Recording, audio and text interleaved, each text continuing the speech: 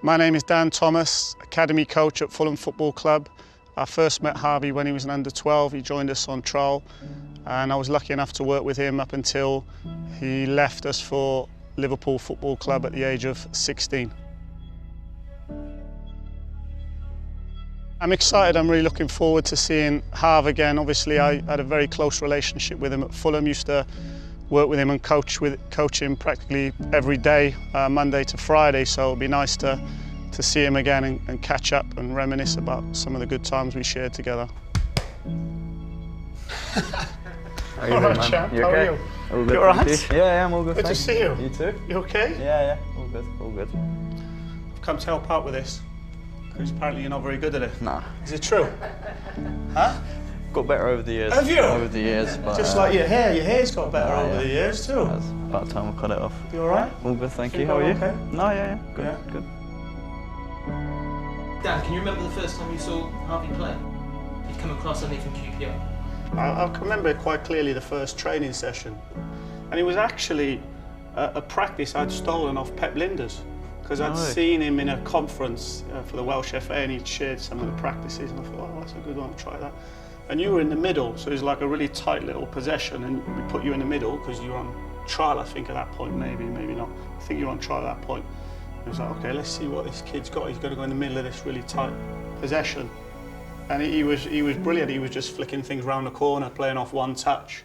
And I think, you can see quite quickly in that type of training session where your ability to just play round the corners and play off one touch, was excellent on that day and helped you get signed, I think, maybe at that point. To be fair, we still do that drill now a lot. So, yeah, it was, so there you go. So I prepared you 5 years ago for, amazing foresight from me. Harvey, were there any big hurdles you had to clear? Is that like you worked with a speed coach at one point? Yeah. I think even to this day, I'm sort of not the quickest as I want to be and as I can be.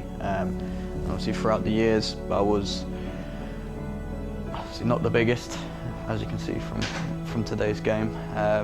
But I think I just tried to, and my dad especially, he tried to work on things that would help me get further in my career.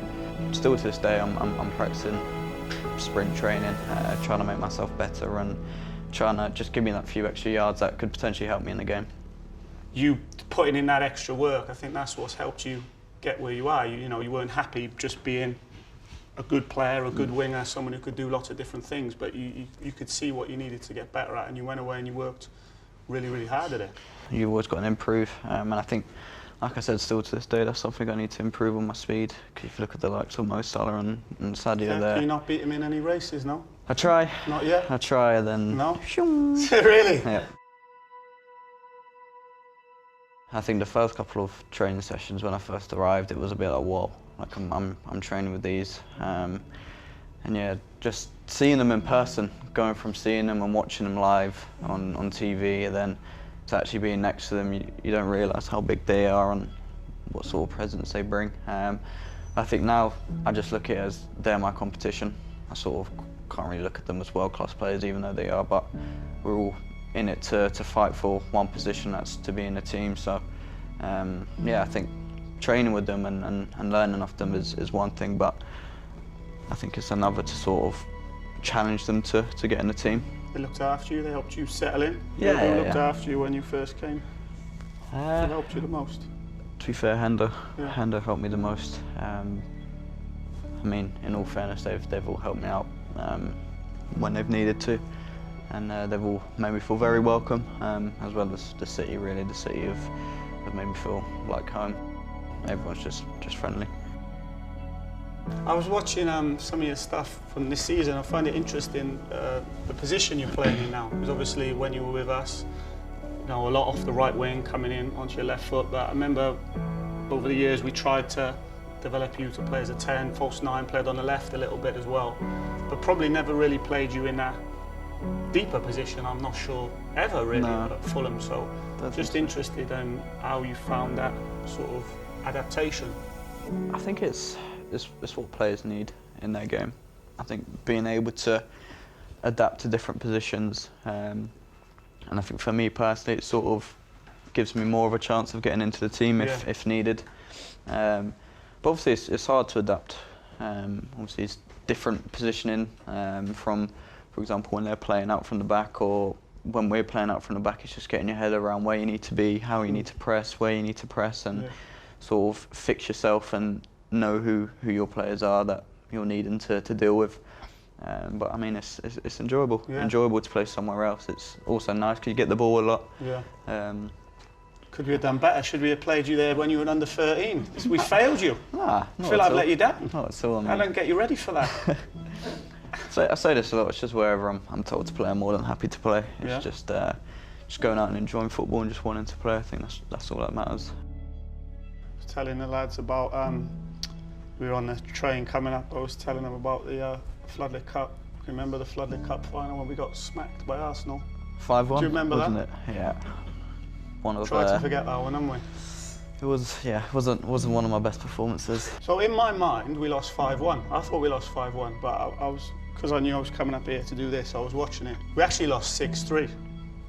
We were actually 4-0 down after 20 minutes in the cup final on our home ground with a great team. You know, we had high hopes that year. Yeah, we did. And in my mind, we got destroyed by Bukayo Saka on the left wing. He went past Cody. Sorry, Cody, if you're watching, too many times. But then when I watched it back last night, Saka was playing left back. And who was the right winger who didn't track him?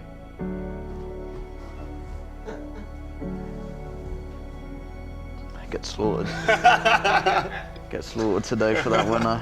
Yeah, you're older in academy football, wasn't he? Because you were playing up a year, so we'll let you off. You're playing up a year, you're against a good player. Gonna have to do that. Still should have tracked him.